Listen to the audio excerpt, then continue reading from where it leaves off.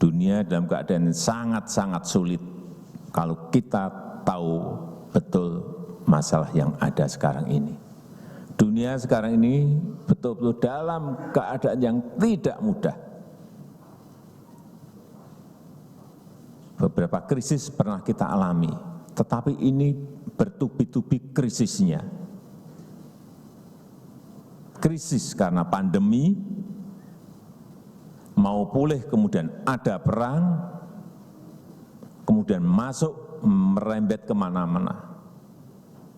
Seperti yang disampaikan Ibu Mega tadi, masuk ke krisis pangan, masuk ke krisis energi, masuk ke krisis keuangan. Kalau kita semakin tahu, semakin ngeri. Angka-angkanya saya diberi tahu, ngeri kita. Bank Dunia menyampaikan, IMF menyampaikan, UN, PBB menyampaikan.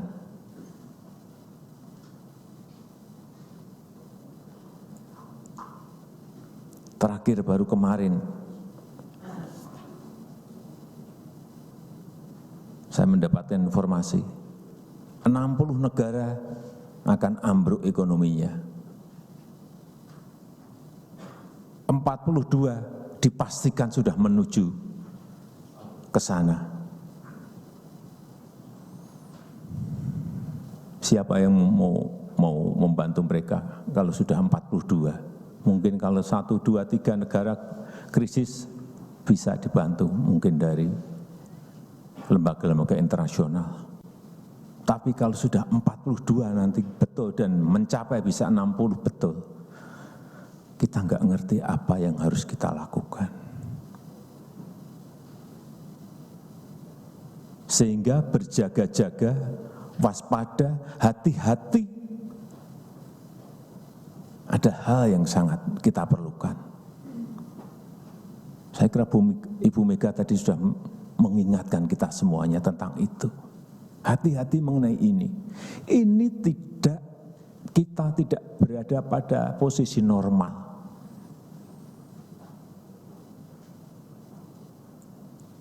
Begitu krisis keuangan masuk ke krisis pangan, masuk ke krisis energi, mengerikan. Saya kira kita tahu semuanya. Sudah 1, 2, 3 negara yang mengalami itu. Tidak punya cadangan devisa, tidak bisa beli BBM. Tidak punya cadangan devisa, tidak bisa beli pangan, tidak bisa import pangan. Karena pangannya, energinya import semuanya. Kemudian terjebak juga kepada pinjaman hutang yang sangat tinggi. Karena debt rasionya terlalu tinggi. Jadi sekali lagi, ngeri saya kalau lihat angka-angkanya. Dan kita saat ini, sebagai contoh, harga bensin saja, harga Pertalite kita masih 7.650. Pertamax 12.500. Hati-hati, ini bukan harga sebenarnya loh. Ini adalah harga yang kita subsidi. Dan subsidinya besar sekali. Saya berikan perbandingan saja harga bensin, harga BBM di Indonesia.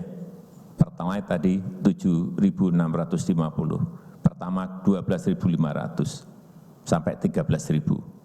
Coba kita nengok aja yang dekat saja, Singapura, harga bensin sudah 31.000. Di Jerman harga bensin sudah juga sama, 31.000. Di Thailand sudah 20.000. Kita masih 7.650. Tetapi ini yang harus kita ingat, subsidi kita ke sini bukan besar-besar sekali. Bisa dipakai untuk membangun ibu kota satu. Karena angkanya sudah 502 triliun rupiah. Ini semua yang kita harus ngerti. Sampai kapan kita bisa bertahan dengan subsidi sebesar ini?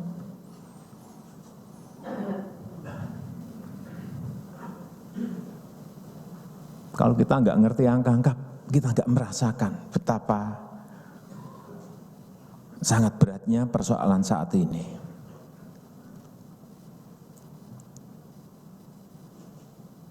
Bangun ibu kota itu 466 triliun. Ini untuk subsidi. Tapi nggak mungkin ini tidak kita subsidi. Akan rame kita juga. Hitung-hitungan sosial politiknya juga kita kalkulasi.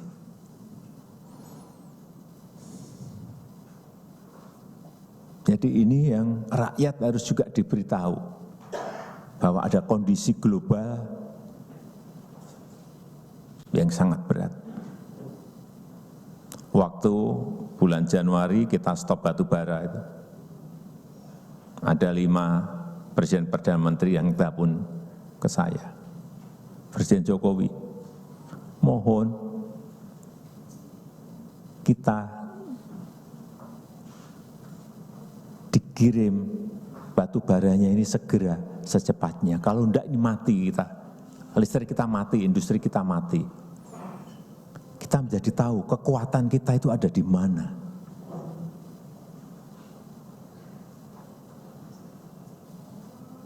Waktu minyak goreng, kita stop ekspor untuk kebutuhan dalam negeri dulu, batu bara juga untuk kebutuhan dalam negeri dulu.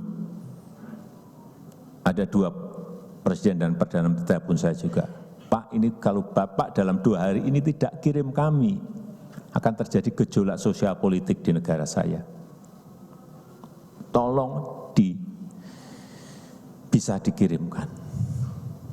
Pada saat itu saya cek, ada stok kira-kira 3 juta ton, kemudian permintaannya 200.000 ton, oke ya udah dikirim aja. 120.000 ton dikirim. Jadi kita tahu posisi kita itu ada di mana. Kekuatan kita itu ada di mana? Di sini mulai kelihatan. Batu bara kita mempunyai kekuatan besar. CPO kita mempunyai kekuatan besar. Nikel kita mempunyai kekuatan besar. Tapi tidak bisa kita terus-teruskan yang namanya ekspor itu dalam bentuk bahan mentah. Itu stop. Harus mulai kita berani stop ekspor bahan mentah. Kemudian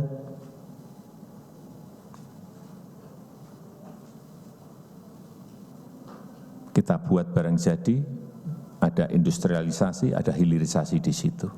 Itulah sebetulnya kekuatan besar kita, sehingga nilai tambah itu ada di dalam negeri. Lapangan kerja itu ada di dalam negeri. Kalau kita kirim bahan mentah yang dapat nilai tambah negara lain, yang dapat lapangan pekerjaan negara lain, yang dapat pajak juga negara lain, kalau industrinya ada di sini, PPH dapat kita, PPH badan, PPH karyawan, PPH perorangan, PPH badan dapat, pajak dapat, biaya ekspor dapat, biaya keluar dapat. Besar sekali yang kita dapat. Itulah yang sering saya hitung-hitung dan juga dihitung oleh lembaga-lembaga internasional, bahwa kalau kita nanti bisa membuka gerbang masuk kepada income per kapita lebih dari 11.000 US dollar,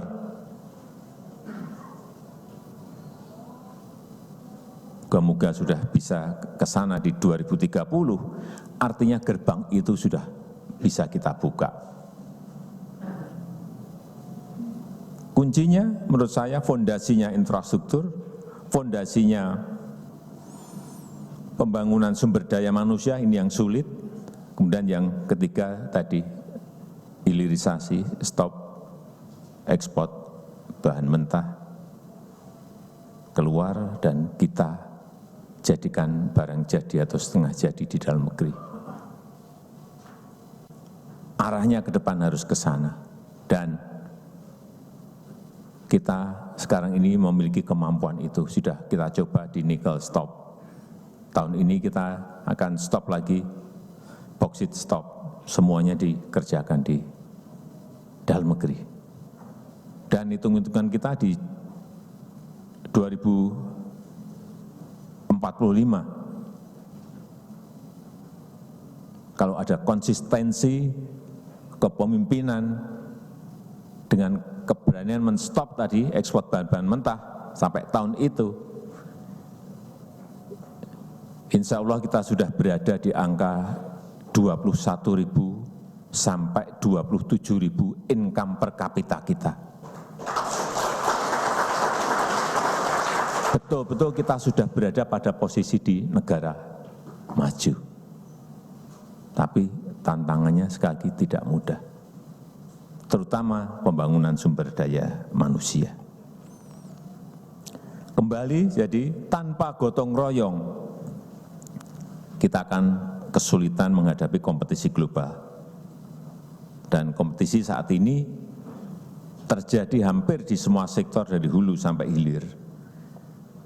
Tidak hanya berkompetisi di bidang ekonomi, di bidang bisnis, tapi juga SDM, di bidang sains dan teknologi.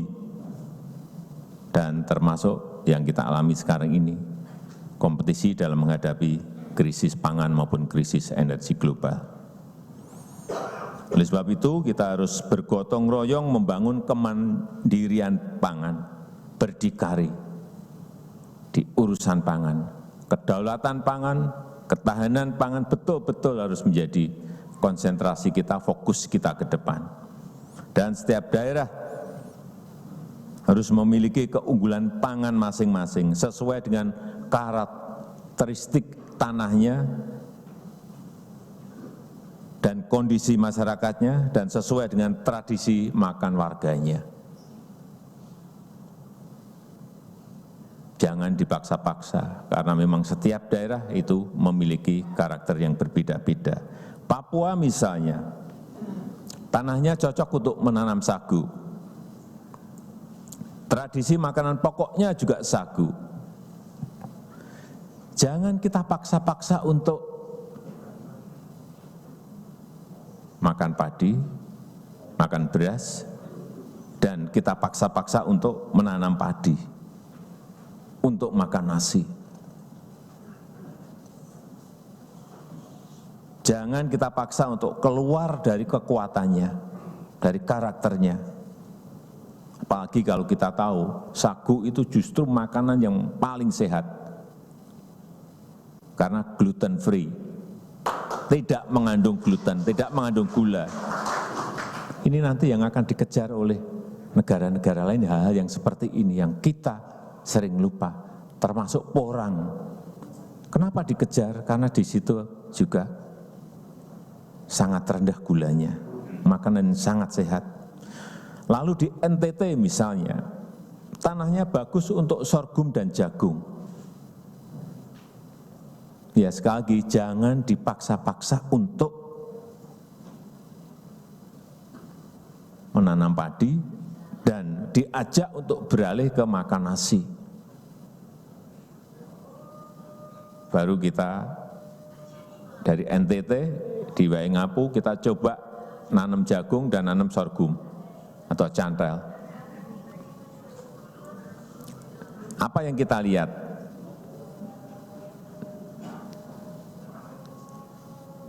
Tanpa air yang banyak, sorghum di NTT ternyata tumbuh sangat subur dan tumbuh sangat hijau.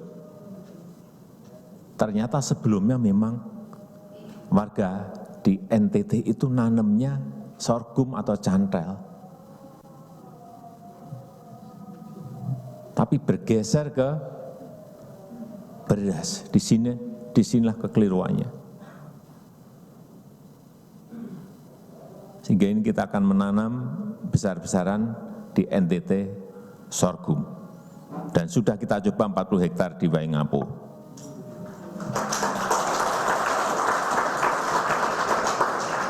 Janganlah NTT kita paksa untuk keluar dari kekuatannya. Apalagi sorghum bisa menjadi alternatif pengganti gandum.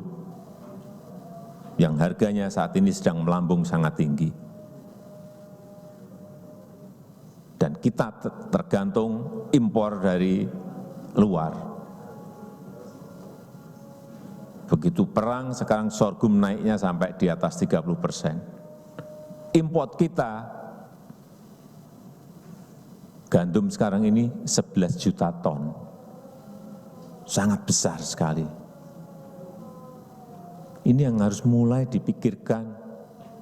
Dan saya berterima kasih kepada Ibu Mega, BRIN sekarang diarahkan kepada research, penelitian, hal-hal yang berkaitan dengan pangan. Udah arahnya ke depan benar. Benar memang harus ke sana. Dan kita juga harus ingat, yang kita gelontorkan ke desa itu, duitnya juga bukan duit yang kecil. Dana desa yang telah kita gelontorkan sampai nanti tahun ini, 2022, berada di angka 468 triliun. Besar sekali. Belum pernah dalam sejarah desa kita gelontori uang sampai 468 triliun.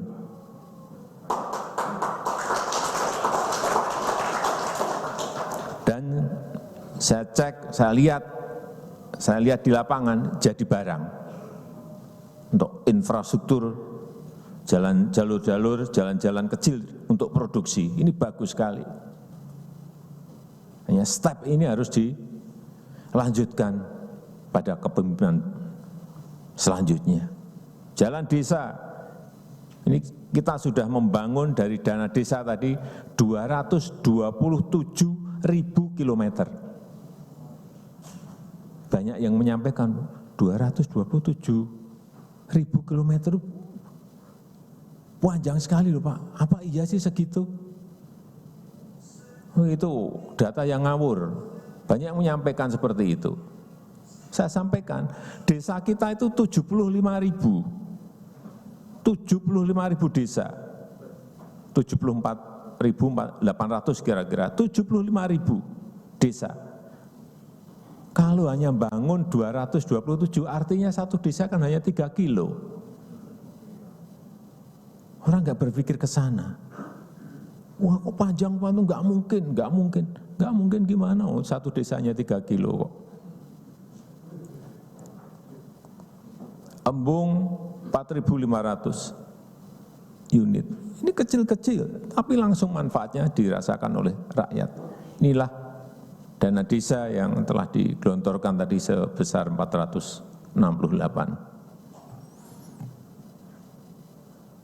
triliun. Kembali lagi, jadi kalau masing-masing daerah bergerak sesuai dengan kekuatan dan karakternya, kita akan bisa betul-betul membangun kekuatan besar di sektor pangan. Produksi akan melimpah dan diversifikasi pangan bisa dipertahankan. Inilah kekuatan besar bangsa kita. Di rakyat harus terus diajak berproduksi. Ini baru kita desain siapa yang mengambil, siapa yang membeli. Ini baru kita desain. Bisa RNI, bisa Bulog, tetapi negara harus ambil produksinya. Entah dibuat stok dalam jangka panjang atau kalau memang hitungan kita siap ya ekspor, artinya membantu negara lain.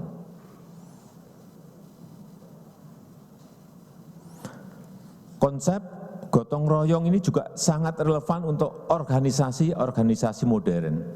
Setiap unit kerja mempunyai fungsi dan kompetensi masing-masing, tetapi bekerja sama untuk mencapai tujuan yang telah ditetapkan. Itulah gotong royong. Saya yakin di organisasi partai politik pun juga begitu. Sama, masing-masing kader pasti mempunyai keunggulan masing-masing. Pasti ada yang jago di lapangan, ya, kerja lapangan. Ada yang hebat dalam merumuskan strategi, ya, rumuskan strateginya seperti apa.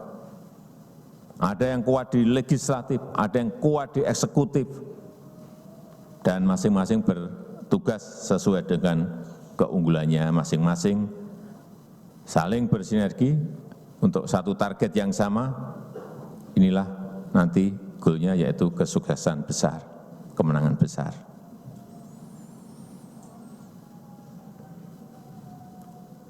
Itulah saya kira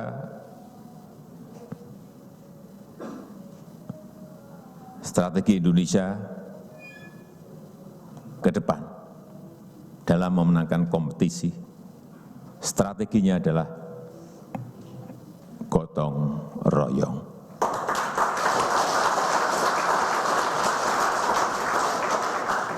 Selamat melakukan rapat kerja nasional kedua tahun 2021-2022. Semoga kita bisa meraih kesuksesan dan kemenangan sesuai yang kita cita-citakan.